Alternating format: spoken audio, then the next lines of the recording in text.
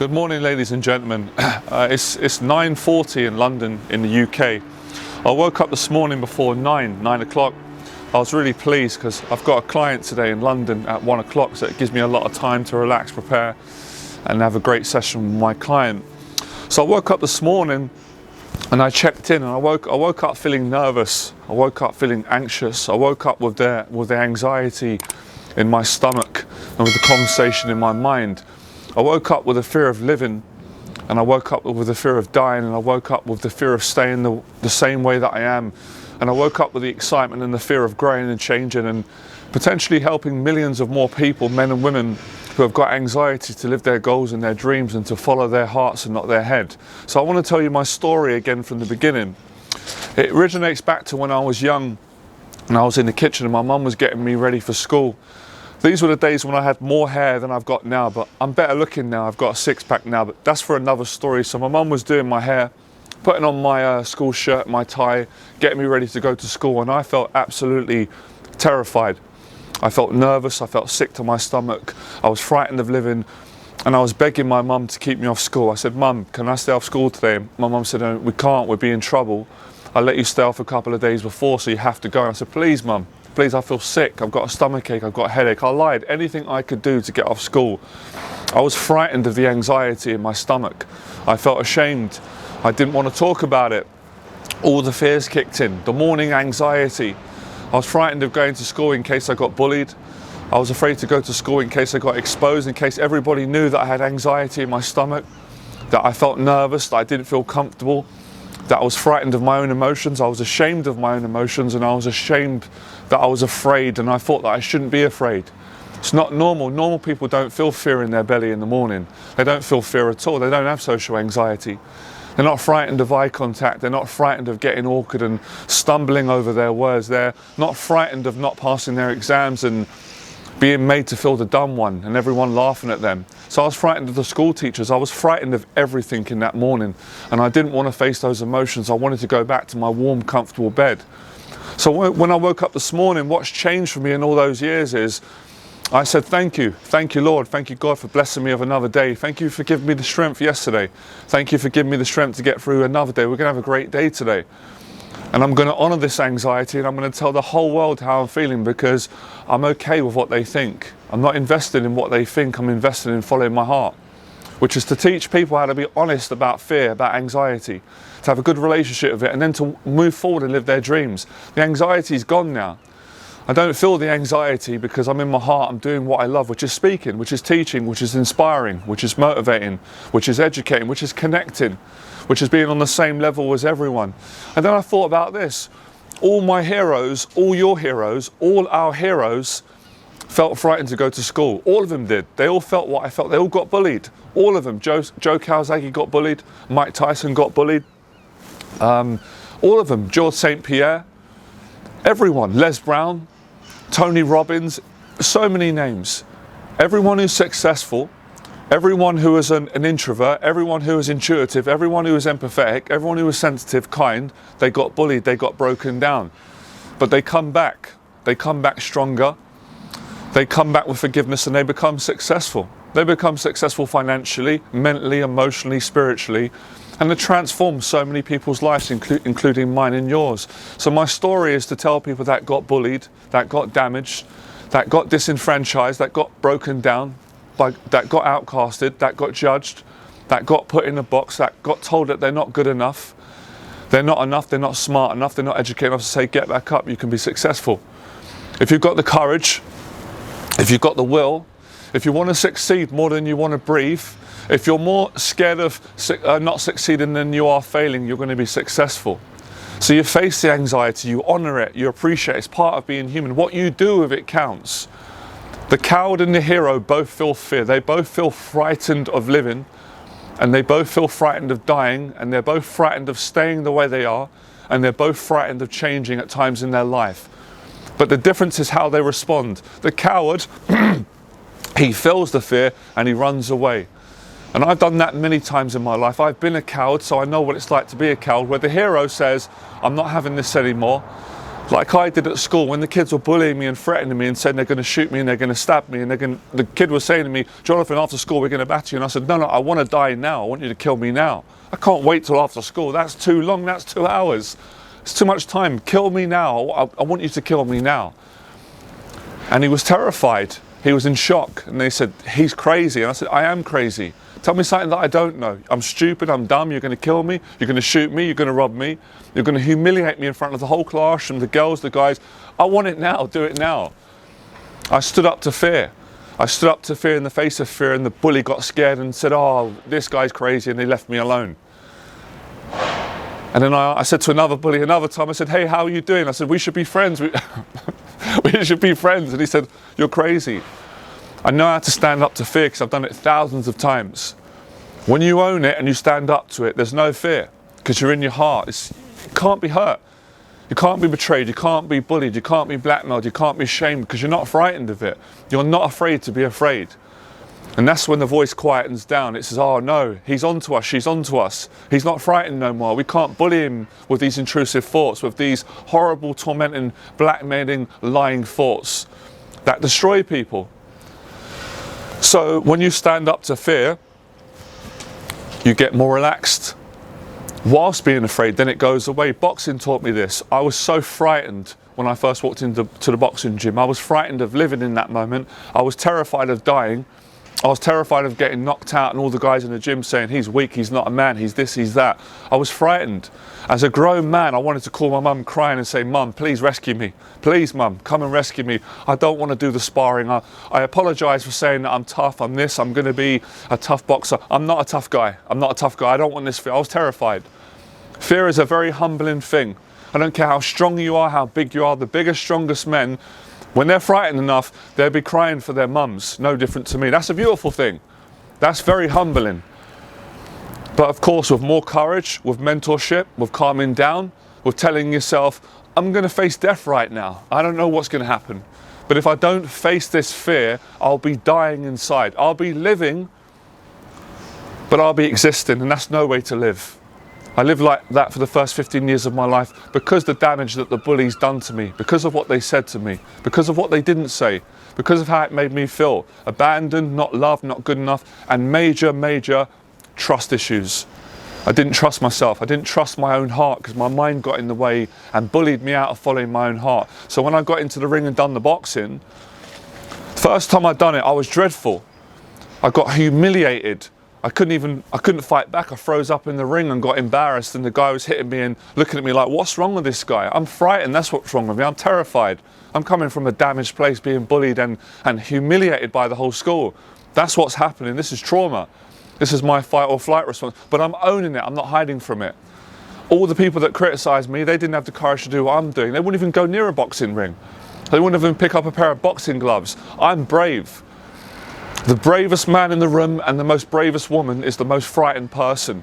Because when you're so frightened, it takes every bit of courage to face that fear and to stand in the face of it and feel those feelings and accept the consequences of what people think. But I didn't give up.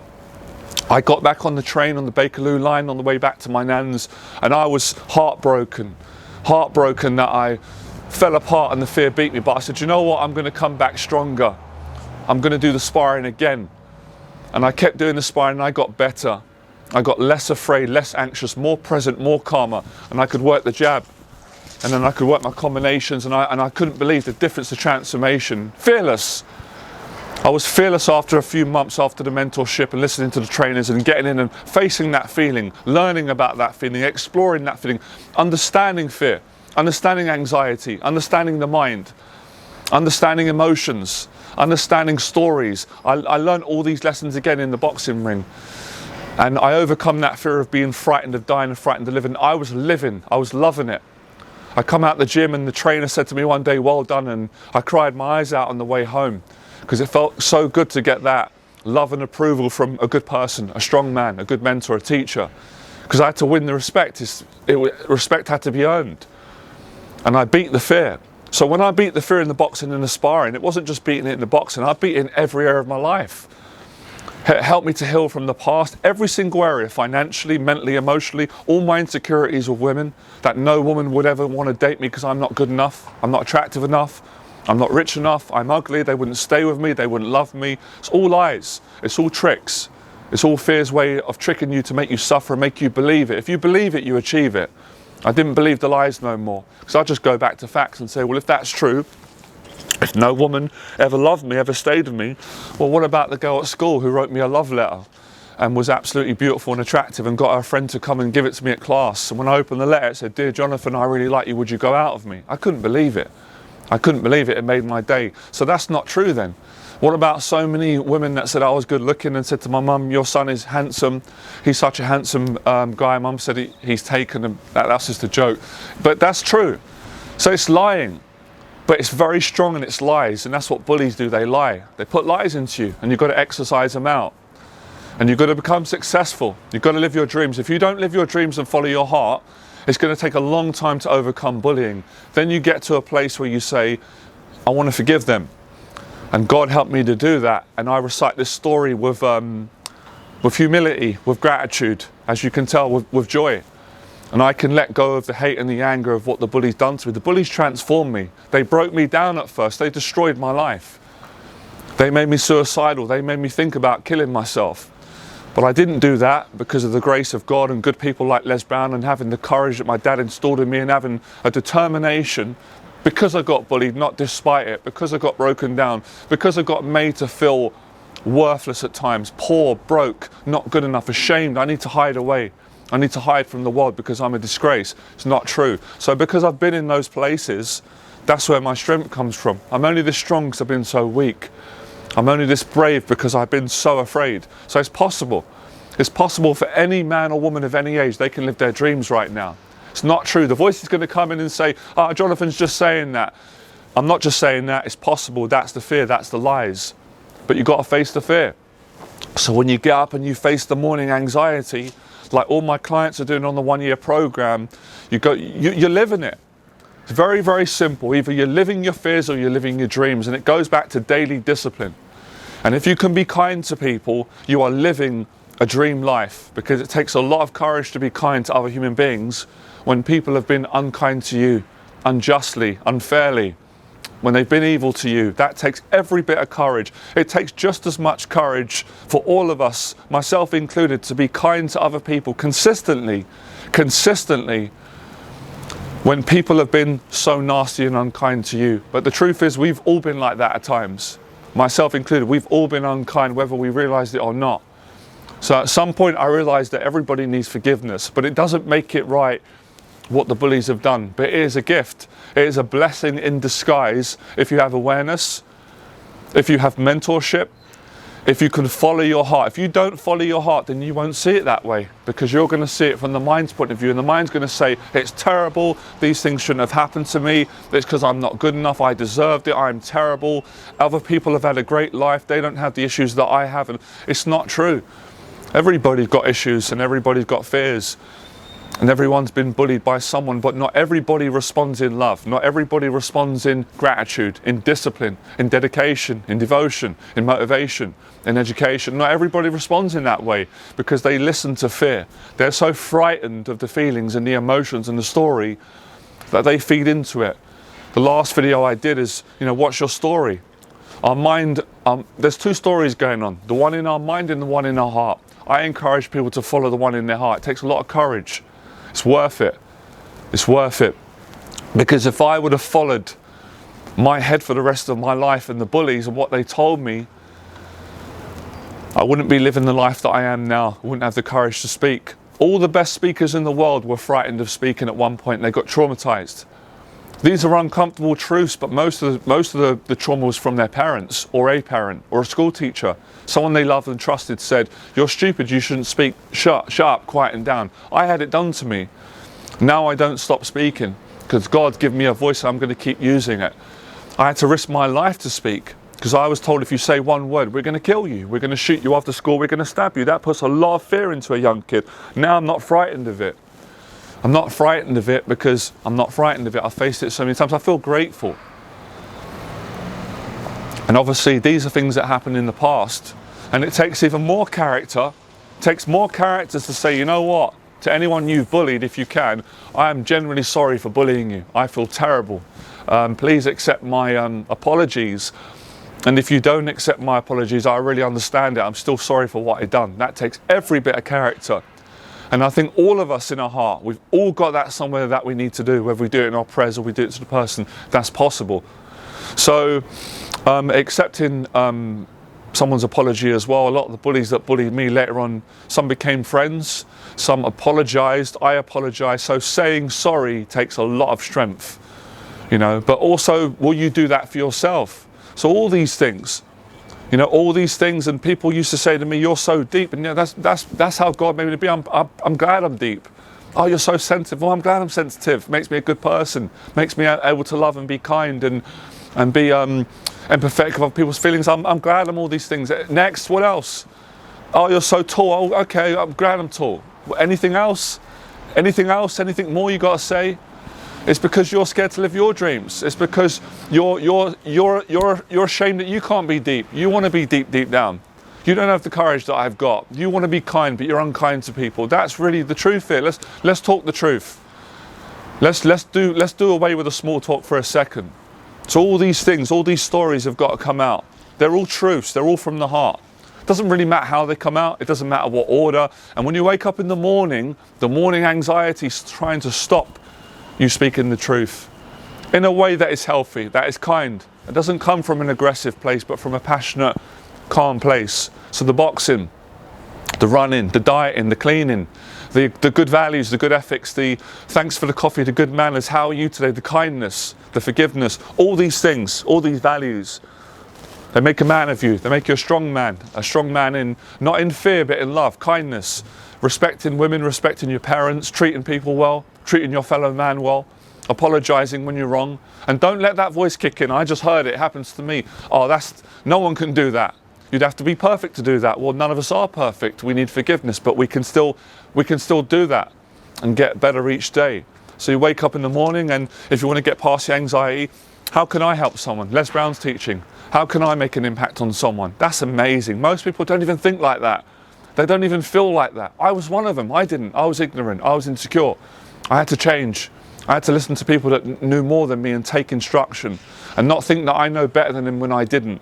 When I first walked into the boxing gym and my ego thought it knew better, but it didn't. I didn't know anything about boxing. I knew how to watch boxing. I thought I could throw combinations like Mike Tyson, but the reality was I couldn't. I just was a beginner. So I learned and I listened and I humbled myself. You know, metaphorically speaking, I carried the spit bucket and I made the tea. And I did that when I worked on a building site. When they said, go make the tea, you go get the tea. Oh yes, sir, I'll do it. So it takes courage. It takes courage to take orders from someone that knows more than you. Until you know more than them and you get a better position, you can help other people that are below you to lift them up. So all these things, these are things that we want to say, but we don't say them because we're scared.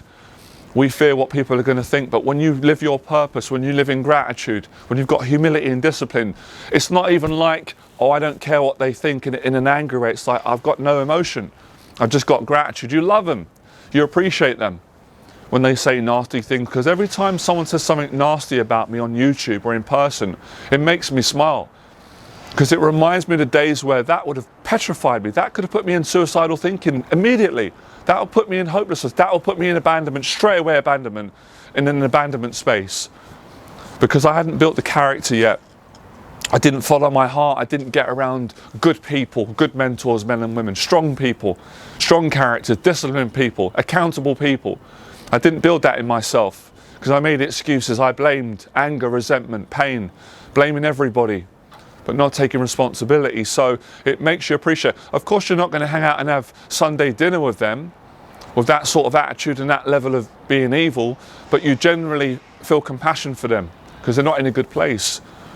But then I appreciate the kind words, the kind gestures. So all these things, so kindness wipes out anxiety, service wipes it out, raw, brutal honesty, honouring it. That's what a warrior does. That's what Terence Crawford done when he got asked in an interview, another warrior. Someone who's come from a challenging beginning and turned his life around and inspired me. That's why I'm speaking about him. How did he come to my heart? That's the power of honesty. Terence Crawford said, yeah, there's always nerves. You're always nervous when you're going to go out for a big fight, but you just handle it. He handled it 10 out of 10. It's inspiring. So I learned from other great men. I don't care, just learn from good people. from everybody. How does he handle it? How does she deal with fear? Let me learn a bit from that. Calm in the storm, honouring it. But if you lie about it and do what a lot of people done to me, lied to me and say, I'm not scared, you're not scared. You don't feel nervous about the exams coming up. You're not nervous. This girl likes me. I'm a bit nervous. I don't know whether to ask her out. She might say no. You don't, no, I'm not nervous. They lied. That's what pride does. Lies. It tells lies. It doesn't help. As I got older and successful, I got the education. You know, I woke up and realised that everyone's frightened. I've studied fear. I studied great men and women. And that's totally fine. The truth is everyone's afraid. And the truth is everyone has anxiety. And the truth is everyone wakes up with morning anxiety. Maybe not every morning, but they have it. But it's how you use it. Are you going to use the fear to live a great life? Now the fear's gone. The fear's evaporated through this talk. But it's okay if the fear's there. It's okay if it goes away. It's management. Excuse me. So this is what it means for me to beat morning anxiety and share my story, because I couldn't share this in Fulham Broadway. I was paralysed with anxiety. I was on the phone to my mum crying, saying, Mum, I'm having a panic attack. Humbling days. Thank you for that. I appreciate that. And this is why my clients are getting better results. And this is why you're getting better results, and we all are. And you can help the next person. So this is how you overcome that morning anxiety. I went deep there because I needed to. So don't think about it. As Bruce Lee says, another hero of mine, don't think, feel. What was Bruce Lee saying? Don't listen to your mind. Feel into your heart. It's the heart that overcomes anxiety. Anxiety is a heart problem. Starts off in the head. And when you're getting high levels of anxiety, it's because it's a question in you. It's the alarm. Are you going to live your dreams today? Or are you going to live your fears? I'm living my dream. I made my bed, cleaned my apartment this morning. I took a shower, cleaned clothes. Said, thank you, Lord. Thanks for another day. I've made this video. I'm living my dream. I'm going to go work with my client. I'm going to have a coffee beforehand, upload this video. Thank you. Thank you for another day. This has been amazing. So this is how you do it. So the strategy is you be honest about it. You don't be ashamed. And you say, oh, I'm feeling nervous this morning. I've got anxiety. You be thankful. You give thanks for everything, even the challenge. And then you take action on it. Massive action. No excuses. Or if you can't do it on your own, fine. Don't judge. Ask someone and say, can you give me a bit of assistance here? I'm frightened at the moment and I'm overwhelmed and I need some help. And that's what a warrior does. That's what a good man or woman does. Helps the next person who's more frightened and gives them courage. And courage is it's a French word. It means that of the heart. It's courage. Courage overcomes anxiety. It takes a lot of courage to stand up to your fears, your internal fears, the bullies, wherever it's taking place, going in the boxing ring, in the arena, going for a run. Never undervalue the value of facing any fear or anxiety, whether it's the dentist, it's public speaking, it's financial, it's work. Because sometimes we just wake up and we go, I'm scared today, I don't know why. Well, you're human.